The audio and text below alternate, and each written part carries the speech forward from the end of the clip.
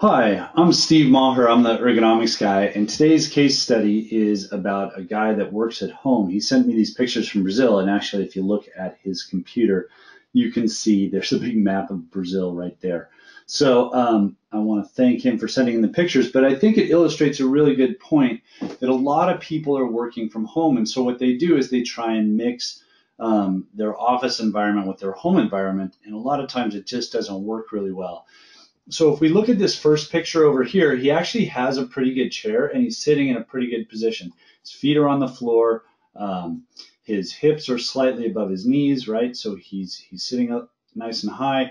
What that does biomechanically is it tends to roll your pelvis forward slightly, and that allows your back to come into this nice neutral posture. And he has a very nice supported position, and his head is balanced over his shoulders right there. The problem comes in when he goes to reach for the keyboard, because you'll notice that he has to reach up, that the desk and the keyboard are way above his elbow level. So ideally, his shoulders would be relaxed at his side, his elbows just kind of hanging at his side right there, and then the keyboard should be at about belly button level. So the problem is that the keyboard is way too high and it's forcing him to reach. So if we come over and we look at this second picture here, you can see it much better. He's in this good neutral position, but then he's doing what I call the modified Frankenstein. So he's doing this reach right here.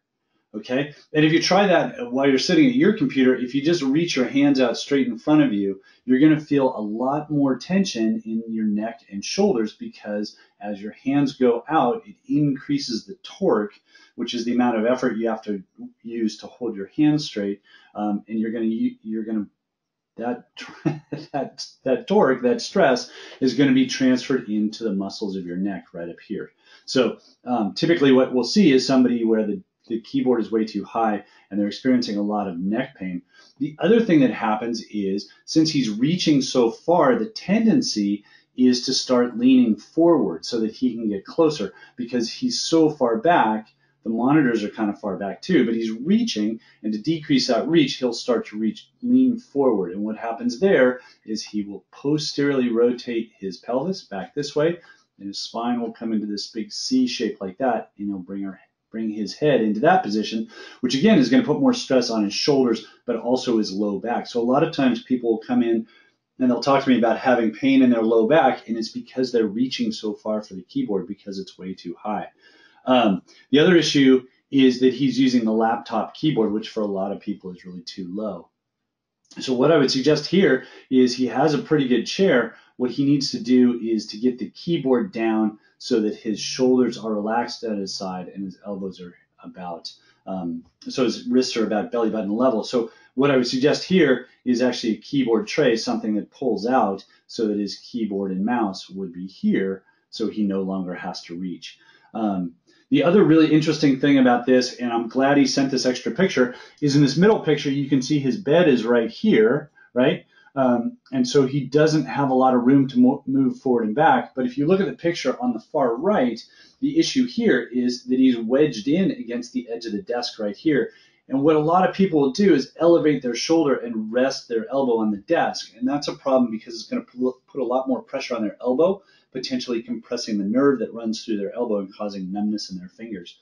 So really what I would suggest here is that he get an external keyboard and mouse, so that he can then take this laptop screen and bring it up here. So both screens are the same level. So he's looking side to side instead of up and down. But really, I think what he should do is get a piece called a corner diagonal. And what that is a big piece of metal that would sit right here, making his desk solid.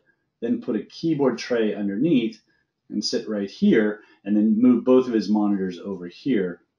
So he'd be here and here. So really, I would reorient him into the corner so that he has plenty of room and his arms can move freely. He's just sort of wedged in there. He has the little file cabinet under here that you can see hits his leg and really prohibits him from moving. And then he's got the side of the desk over here that's kind of wedging him in. So by turning him into the corner, I think it would really maximize his space.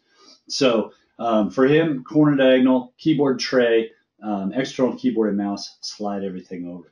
So You can see a lot of times ergonomics isn't about buying really expensive equipment. It's about moving and changing the things that you already have. And some simple changes can make a huge difference. So I always tell my clients and my patients, it shouldn't hurt to work, and if it does, get some help. So if you need help setting up your workstation, please contact us. We can do a video review of your workstation like this, or we can do an actual one-on-one assessment where we can review the pictures together online and then make more specific recommendations just for you. So please contact us if you're having any pain in your workstation. Thank you very much for your time.